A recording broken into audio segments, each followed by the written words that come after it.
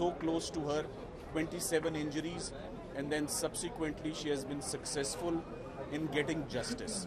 میں یہ بھی کہنا چاہوں گا کہ جس طرح خدیجہ صدیقی کو انصاف ملا ہے اور فوری انصاف ملا ہے، اس طرح اور لوگوں کو بھی انصاف ملے.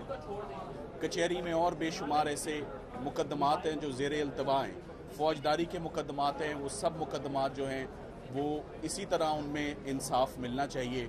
سو once again in the end میں تہمینہ دورانی فاؤنڈیشن کا بھی شکریہ ادا کرنا چاہوں گا. اور ان اے وے یہ انفارچونیٹ بات ہے کہ انصاف لینے کے لیے اور فوری انصاف لینے کے لیے لوگوں کو این جی اوز کا سہارا لینا پڑتا ہے، اور وہ سہارا آف کورس ان کو ہیلپ کرتا ہے.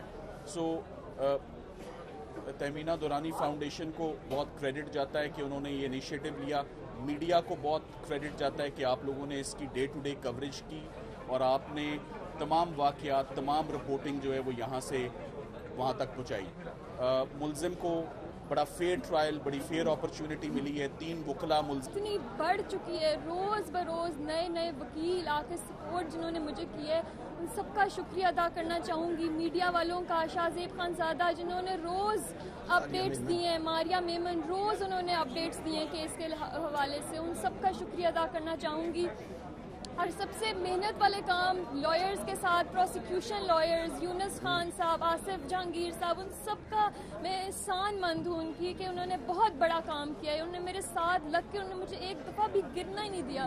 یہ میرے لیے بہت بڑا ٹیسٹ تھا. میرے کیریکٹر اسیسینیشن ہوئی، یہ میرے ایمان کا ٹیسٹ تھا. عزت اور ذلت اللہ کے ہاتھ میں ہوتی ہے، عزت اور ذلت اللہ کے ہاتھ میں ہوتی ہے. وہ لوگ یہ بھول گئے کہ زندگی اور موت بھی اللہ کے ہاتھ میں ہوتی ہے.